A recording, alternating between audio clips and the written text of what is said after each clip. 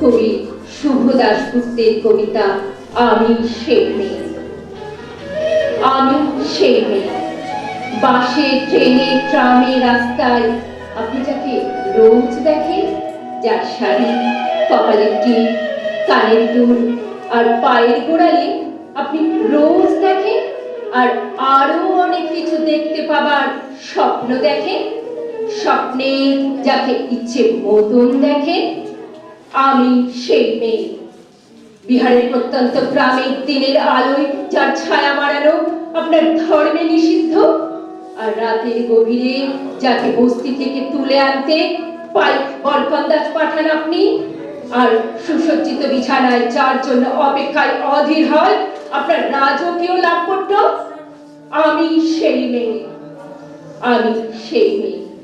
আসামের চা বাগানের ঝুপড়ি কামিল বস্তি থেকে যাকে আপনি নিয়ে যেতে চান সাইডে বাঁধানো মধ্যরাতে, আর ভারতে সে ঝলসে ওঠা আলো মোদির চোখে দেখতে চান যার অনাবৃত শরীর। আমি সেই মেয়ে। রাজস্থানের শুকনো উঠোন থেকে পিপাসার জল আনতে যাকে আপনি পাঠিয়ে দেন 10 মাইল দূরে সরকারি দাঁড়ায়, আর 20 মাইল হেঁটে ক্লান্ত বিধ্বস্ত যে রমণী ঘোড়া কাকে বাড়ি ফিরলে যাকে বসিয়ে দেন চুলার আগুনের সামনে আপনার রুটি বানাতে। আমি সেই মেয়ে। আমি সেই মেয়ে যাকে নিয়ে আপনি মগ্ন হতে চান গঙ্গার ধারে, কিংবা ভিক্টোরিয়ার সবুজে, কিংবা সিনেমা হলের নীল অন্ধকারে, যার চোখে আপনি এঁকে দিতে চান ঝুঠা স্বপ্নের কাজল, আর ফুরিয়ে যাওয়া সিগারেটের প্যাকেটের মতো পথের পাশে ছুঁড়ে ফেলে আপনার ফুল সাজানো গাড়ি শুভ বিবাহ সুসম্পন্ন করতে ছুটে যায় শহরের পথে। কোণে দেখা আলোর গধূলিতে একা দাঁড়িয়ে থাকা আমি সেই মেয়ে। আমি সেই মেয়ে। এমনকি দেবতারাও যাকে ক্ষমা করেন না, অহংকার আর শক্তির দম্ভে যার গর্ভে রেখে যান কুমারীর অপমান, চোখের জলে কলুতি হয়ে নদীর জলে বিসর্জন দিতে হয় কর্ণকে আত্মযোগে। আমি সেই মেয়ে।